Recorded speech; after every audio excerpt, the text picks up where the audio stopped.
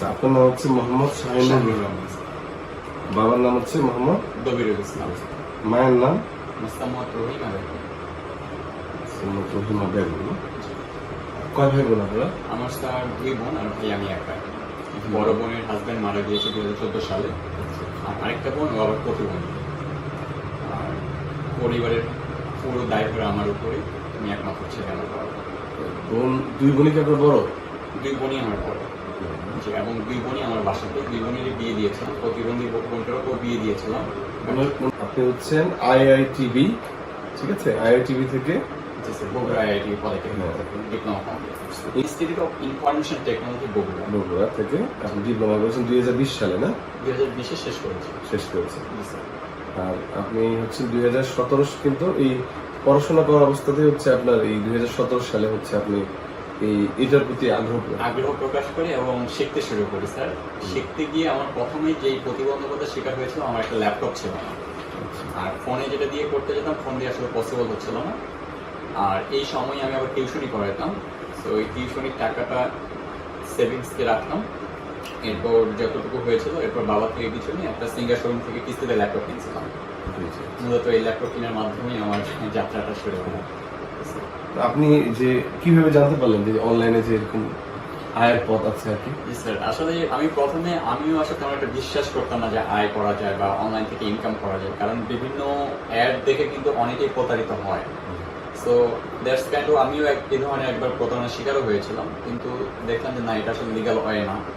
এর পরবর্তীতে আমি যখন ফ্রিল্যান্সিং কথাটা জানলাম, আর এর মধ্যেও আমাদের মাননীয় প্রধানমন্ত্রী উনিও কিন্তু বিভিন্ন টিভি অ্যাডে বা বিভিন্ন প্রোগ্রামগুলোতে এগুলো নিয়ে কথা বলেন। তো যখনই ফ্রিল্যান্সিং কথাটা আমি জেনে গেলাম, তখন আমি ইউটিউবে গিয়ে ফ্রিল্যান্সিং কথাটা লিখে সার্চ করলাম। যখনই সার্চ করলাম, কিন্তু অনেক কন্টেন্ট পেলাম। ওখান থেকে কিছু হেল্পফুল কন্টেন্ট ছিল যেগুলো আসলে আমার জীবনের মোড়টাকে ঘুরিয়ে দিয়েছে। আর আইডিয়াটা আমি ওখান থেকে পেয়েছিলাম। এরপর ফ্রিল্যান্সিং এর মধ্যে আমি প্রথমত কাজ শিখতে গিয়েছিলাম ওয়েব ডেভেলপমেন্ট নিয়ে, যেখানে HTML, CSS বিভিন্ন প্রোগ্রামিং ল্যাঙ্গুয়েজ কোডিং লিখতে হয়। তো সেগুলো আমার মাথায় আসলে থাকতো না, পারতাম না। তো এরপর আমি অ্যাডমিন সাপোর্টের কোর্স। আচ্ছা, আপনার বাড়িতে হচ্ছে হলো আমাদের রাধানগর ইউনিয়নের বড়দার গ্রামে, না? আচ্ছা, আচ্ছা। তো যেটা আমরা বলছিলাম আর কি, যে 2017 সালে আপনি ল্যাপটপের মাধ্যমে কাজ শুরু করেন আর কি, তাই না? আচ্ছা, তো শুরুর দিকে তো অনেক স্ট্রাগল ছিল অবশ্যই, তাই না? কি ধরনের স্ট্রাগল ছিল একটু বলেন। আমার স্ট্রাগল প্রথমত আমার কম্পিউটারের বা ল্যাপটপের বেসিক কোনো ধারণা ছিল না। আমি যে একটা ল্যাপটপ অন করব এইটুকু আমার ধারণা ছিল না। পরবর্তীতে আমার যে হোস্টেলে থাকতাম রুমমেটের সহায়তায় আমি ল্যাপটপ অন অফ এবং ফোল্ডার ক্রিয়েট আদার যে বেসিক জিনিসগুলো, সেগুলো আমি ওর মাধ্যমে শিখতে পারছিলাম। এর পরবর্তীতে যেটা আমি প্রবলেম ফেস করছিলাম, কাজ শিখতে গিয়েছে ইউটিউবে কি হয়, কন্টেন্টগুলো আসলে হজবরল অবস্থায় থাকে, এটার পরে ওটা থাকবে, স্টেপ বাই স্টেপ যে গোছালো থাকবে, সেটা আসলে ছিল না। তো এখানে একটা প্রবলেম ফেস হয়েছিল আমার। পরবর্তীতে ইনশাল্লাহ সেগুলো একটা ওয়েতে নিয়ে আসছিলাম। এর পরবর্তীতে যেটা আমার সবচেয়ে বেশি প্রবলেম হয়েছিল, ইংলিশ কমিউনিকেশন আছে। আমি যেহেতু ডিপ্লোমা করছি, ডিপ্লোমাতে আসলে ইংলিশকে প্রায়োরিটি দেওয়া হয় না। আর মেট্রিক পর্যন্ত বা এসএসসি লেভেল পর্যন্ত যতটুকু ইংলিশ শেখা যায়, তো এটা দিয়ে ইন্টারন্যাশনালি কাজ করাটা, সবার সাথে কমিউনিকেশন তো আসলে ইংলিশ ছাড়া হয় না কোনো কোনো। সো এখানে আসলে আমি বেশি প্রবলেম ফেস করছিলাম। এর পরবর্তীতে আমি তখন ইংলিশ ডেভেলপ করার জন্য সেটা নিয়ে একটু ঘাটাঘাটি বা স্ট্রাগল করতে শুরু করলাম। পরবর্তীতে এখন ইনশাল্লাহ আমি ক্লায়েন্টদের সাথে কথা বলার জন্য যতটুকু আমার প্রয়োজন বা ওই অ্যাবিলিটিটা এখন আমার ক্রিয়েট হয়েছে স্যার। এখন আমি কথা বলি। এগুলো আসলে মেন আমার প্রতিবন্ধকতা ছিল। আরেকটা প্রতিবন্ধকতা ছিল স্যার, যখন আমি ল্যাপটপে কাজ করতে যেতাম বা একটা ল্যাপটপে বসে আমি কাজ করছি, মানুষের অনেক কথা শুনতে হয়েছে।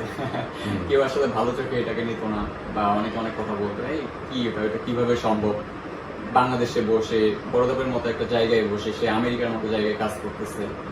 তো এটা আসলে কেউ বিশ্বাস করতে চায় না, ইভেন এখনো কেউ বিশ্বাস করতে চায় না যে আসলে মানে একটা বা এই টাইপের অনেকেই মনে করে, মানে এটা যেটা হালাল ভাবে টাকা ইনকামটা হয়ে, এটা কেউ বিশ্বাস করে না। দ্বিতীয়ত স্যার, এই কাজটা করতে গেলে দেখেন এখানে আমাদের যে কাউকে ধরতে হবে বা কোনো ব্রোকারের কাছে গিয়ে বলতে হবে কাজটা নিয়ে দেন, এই টাইপের কিন্তু কিছুই নেই। নিজে স্কিল দিয়ে কাজটাকে নিতে হচ্ছে। এটা যোগ্যতার ভিত্তিতে, তাই না? আপনি কাজে যত ভালো দেখাতে পারবেন, তাদের শো করতে পারবেন, তাই না? যত দ্রুত, বা ওদের হচ্ছে কথা দিতে হয়, তাই না, যে এই টাইমের মধ্যে আমাকে ওদের ডেডলাইনটাকে মেইনটেইন করতে হয়। আর দ্বিতীয়ত ওদেরকে সাজেস্ট করতে হয় প্রচন্ড, যে উনি আমাকে একটা কাজ দেবেন, কাজটাকে আমি কিভাবে সাকসেস করে দিতে পারি, বা ওই ক্লায়েন্ট কিভাবে চাচ্ছে ওইটা বুঝতে হবে এবং সেভাবে যদি ওনাকে আমি একটা প্ল্যানিং রেডি করে দিতে পারি, উনি কিন্তু ইমপ্রেস হবে পরে। উনি যখন স্যাটিসফাইড থাকবে আপনার কাজের প্রতি, স্বাভাবিকভাবেই নেক্সট কাজটা আপনাকে দেওয়ার জন্য সে স্যার আমার 6 থেকে 7টা ক্লায়েন্টের সাথে একটা লং টার্ম রিলেশনশিপ বিল্ড হয়ে গিয়েছে, যারা মার্কেট প্লেসে আসলে আমাকে ছাড়া অন্য কোথাও কাজ দেয়। আপনার 17 সালের শুরুর দিকে শুরু করছিলেন নাকি প্রথম? 17 থেকে শেখা শুরু হয়েছিল স্যার, আর 2018 সালের 26শে নভেম্বরে এসে আমি ফার্স্ট জব পাই আপওয়ার্কে, যেটা ছিল অনলি $3 দিয়ে। $3 জি স্যার, 1 ঘন্টা কাজ করছিল, 1 ঘন্টার জন্য $3 পে করছিল।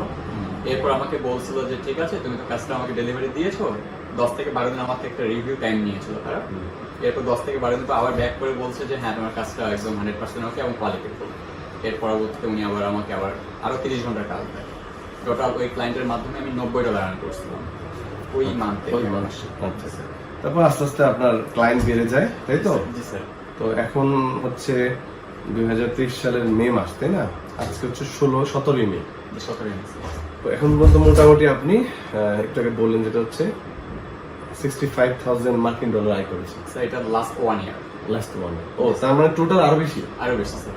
শুধুমাত্র আপওয়ার্ক থেকে আমি আর্ন করছি স্যার $1,30,000 বেশি, শুধুমাত্র আপওয়ার্ক মার্কেট প্লেস থেকে। এরপর ফাইবারের কাজ কি ধরনের কাজ করতেন ওখানে? স্যার আমি যে এখানে মূলত অ্যাডমিন সাপোর্ট এবং সোশ্যাল মিডিয়া মার্কেটিং নিয়ে কাজ করি, এই দুটো ক্যাটাগরিতে। আর পাশাপাশি আমি শপিফাই থিম কাস্টমাইজেশন নিয়েও কাজ করতেছি এবং শিখতে স্কিল গেইন করছি। তাহলে আপনি টোটাল মানে সব ধরনের যত ধরনের কাজ করেছেন সব মিলে কত হাজার মার্কিন ডলার আয় করলেন? স্যার এটা $1.5 লক্ষ, এরকম 1.5 লক্ষ, মানে 150,000 তাহলে আমাদের যদি বাংলাদেশি টাকায় কনভার্ট করি মোটামুটি অলমোস্ট কত হয়? 100 দিয়ে, আগে তো $100 কম ছিল দাম। জি স্যার, আমি যখন শুরু করেছিলাম তখন আমি পার ইউএসডি তে আমি 84 টাকা কি 85 টাকা রেট পেতাম।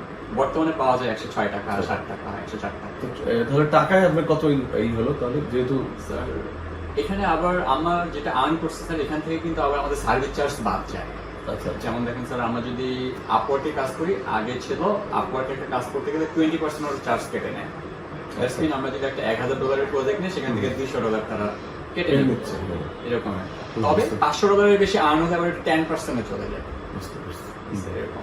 সো এভারেজ এখানে যদি আমি ক্যালকুলেট করি স্যার, আনুমানিক পুরো হিসাব নেই, সো এটা স্যার মানে কোটি পার হয়ে চলে গিয়েছে, 1 কোটি টাকার উপরে গিয়েছে, তাই না? তো আপনি মোটামুটি এখন তাহলে ভালোই আছেন নাকি? ইয়াংদের নিয়ে কি কি কাজ করলেন এর মধ্যে? স্যার ইয়াংদের কোনো পরিকল্পনা আছে কিনা? জি স্যার, অবশ্যই আমার অনেকটা বিগ পরিকল্পনা আছে, বাট আসলে কতটুকু সাকসেস হবো আমি জানি না, তবে স্ট্রাগল করছি সেটাকে সাকসেস করার জন্য, প্ল্যানিংটাকে। আমার মেইন যেটা আমি চাচ্ছি যে যারা বর্তমানে পড়ালেখা কন্টিনিউ করছে, যারা শেষ করছে তাদের কথা না, যারা কন্টিনিউ করছে তারাই কিন্তু সাকসেস হওয়ার পসিবিলিটি বেশি। বিকজ দেখেন তারা যখন পড়ালেখা করছে, ফ্যামিলি থেকে কিন্তু তেমন একটা প্রেশার থাকে না যে তুমি জব করো।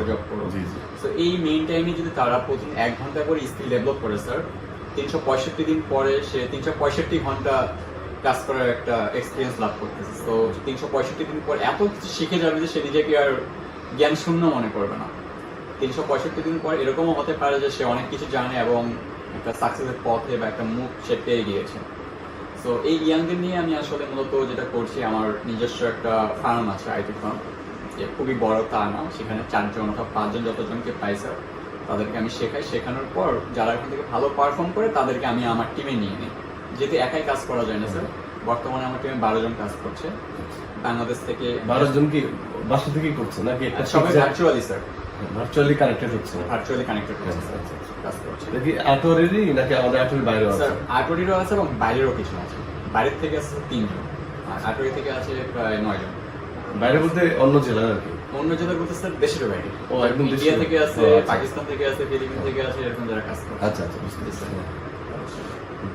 তো এইভাবে কন্টিনিউ। তার মানে একটা সবার সাথে সবার একটা মানে একটা বিশ্বাসের জায়গাও তৈরি করে ফেলছেন, তাই না?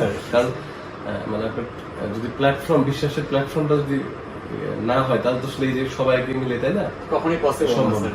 মানে অ্যাজ এ লিডার আসলে স্যার সর্বপ্রথম টিম প্লেয়ারদের বিশ্বাসটাকে অর্জন করতে হবে, আদারওয়াইজ কিন্তু তারা আমার কাছেও কাজ করে স্যাটিসফাইড হবে না, আর আমিও ওদের দ্বারা কোনো ধরনের বেনিফিট পাবো না। সো ট্রাস্টের লেভেলটা সবচেয়ে হাই রাখতে হবে। সেটাই বলছি। তো আমাদের 18 ইয়াং জেনারেশনের প্রতি আপনার কোনো কিছু বলার আছে কিনা? জি স্যার, অবশ্যই বলার আছে। আমি আটোয়ারি উপজেলার ইয়াংদের যারা ইয়ুথ তাদেরকে বলবো যে আমরা যেখানে সেখানে ঘুরে ফিরে সময় নষ্ট না করে একটা কথা যদি আমরা চিন্তা করি, আপনিও ফেসবুক চালান, আমিও ফেসবুক চালাই, বাট আপনি ফেসবুক চালিয়ে কিন্তু আপনি সময়টা নষ্ট করছেন, কিন্তু আমি ফেসবুক চালাই কিন্তু স্যার আমি একটা আর্ন করছি। ডিফারেন্সটা কিন্তু আমাদের স্যার এখানে। সো আমরা যদি ফেসবুক না চালিয়ে, ফেসবুকের থেকে কিন্তু একটা প্রফেশনাল স্যার একটা সোশ্যাল মিডিয়া প্ল্যাটফর্ম আছে যেটা হচ্ছে লিঙ্কডইন, যেখানে স্যার পুরো বিশ্বের মানুষগুলো সেখানে কানেক্টেড এবং সব প্রফেশনাল মানুষগুলো। আর ফেসবুকে কি হয় স্যার, মানে সব ক্যাটাগরির লোক থাকে। সো আমরা যদি একটা প্রফেশনাল ওয়েতে ফেসবুকে সময় না দিয়ে আমরা যদি লিঙ্কডইনে সময় দেই, ইভেন আমি এরকমও দেখেছি যারা লিঙ্কডইনে সময় দিয়েছে তারা আজকে অনেকেই সাকসেস। আচ্ছা, কারণ লিঙ্কডইনের মাধ্যমে স্যার অনেক হাই স্যালারি জব পাওয়া যায় এবং অনেক স্কিল ডেভেলপ করা যায় সেখানে।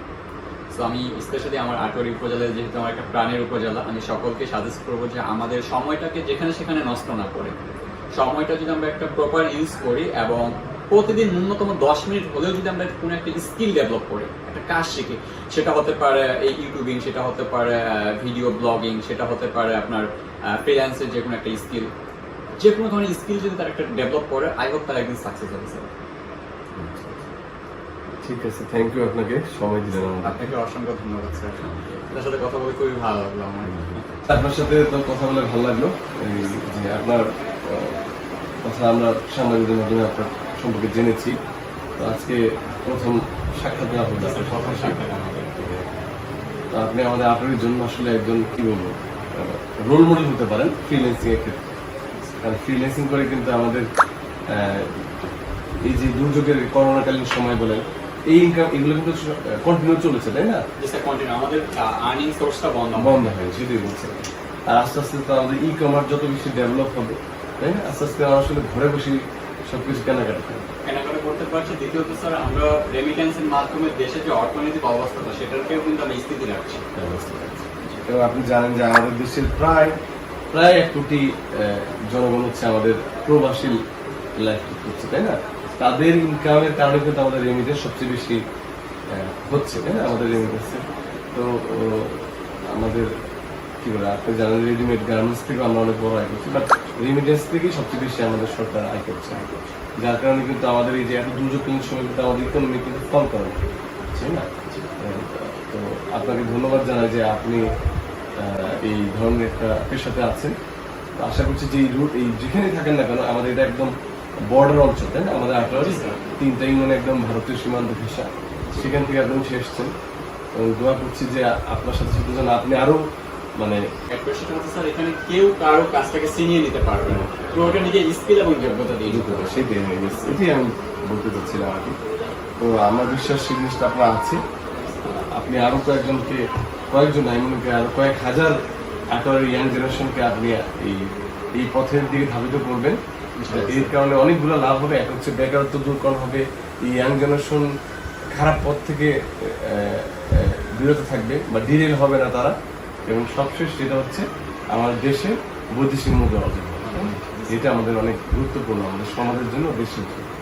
আপনাকে ধন্যবাদ জানাই যে আপনি সময় দিয়ে আসছেন আমাদের এখানে। অসংখ্য ধন্যবাদ, আপনার সাথে কথা বলে অনেক ভালো লেগেছে। ঠিক আছে, প্লিজ কিপ ইন টাচ। ইনশাআল্লাহ। ভালো থাকবেন, থ্যাংক ইউ।